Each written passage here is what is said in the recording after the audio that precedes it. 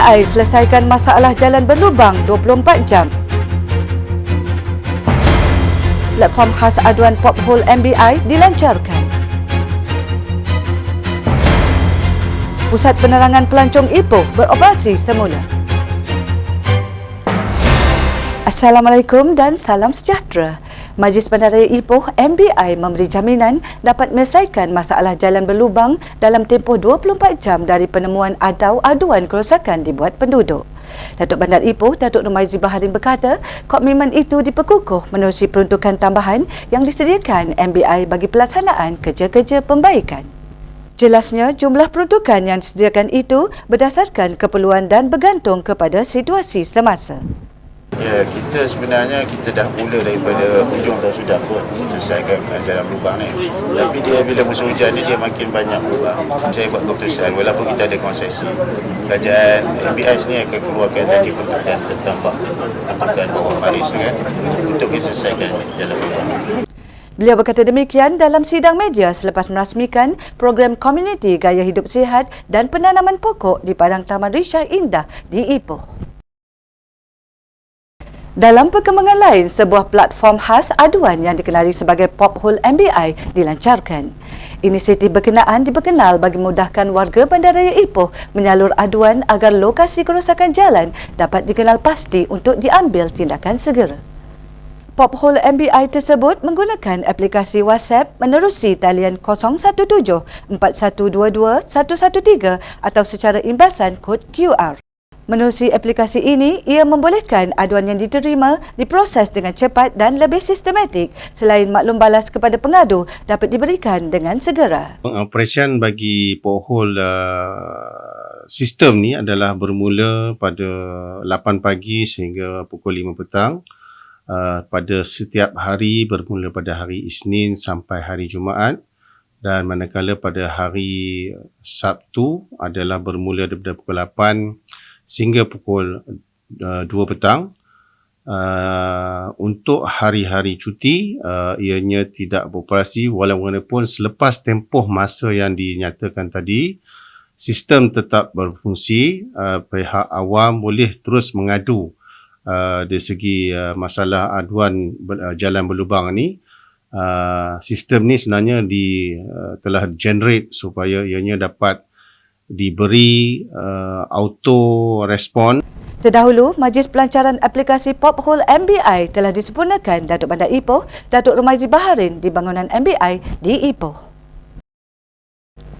Selepas ditutup sementara sejak Februari tahun lalu, kini Pusat Penerangan Pelancong Ipoh ITIC beroperasi semula. Penutupan yang dilakukan itu bertujuan menaik taraf struktur dalaman bangunan bagi memberi lebih keselesaan buat para pengunjung.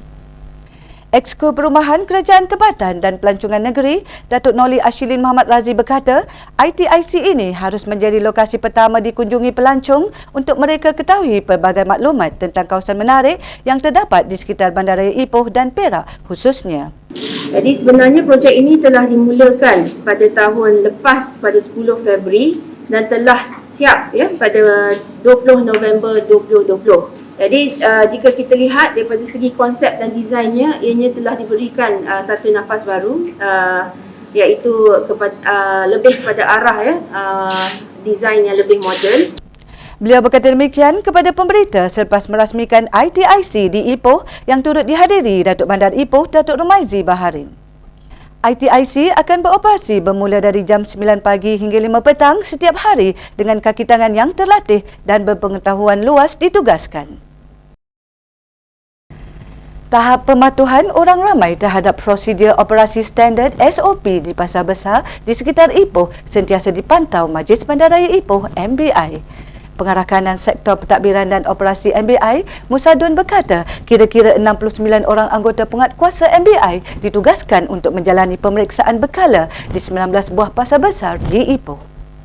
Jelas beliau, situasi di kesemua pasar besar di Ipoh terkawal dan orang ramai juga cakna mengenai garis panduan ketika membeli barangan di sebuah gerai pada satu-satu masa. Dan pelanggan pun amat tahu bahawa mereka bila berada di pasar, mereka tidak dibenarkan untuk berada lebih daripada 3 orang di satu-satu tempat urusan pembelian.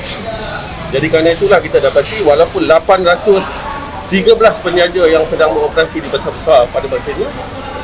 Kita tak nampak suasana yang kelang kabut dan sebagainya. Semuanya memang sentiasa patuh kepada apa yang kita arahkan mengikut SOP yang telah ditetapkan. Beliau berkata demikian ketika ditemui di Pasar Besar Ipoh. Tambah beliau, setakat ini tiada tindakan yang dikenakan, sebaliknya pihak MBI hanya memberi nasihat dan teguran kepada orang ramai yang tidak mematuhi SOP.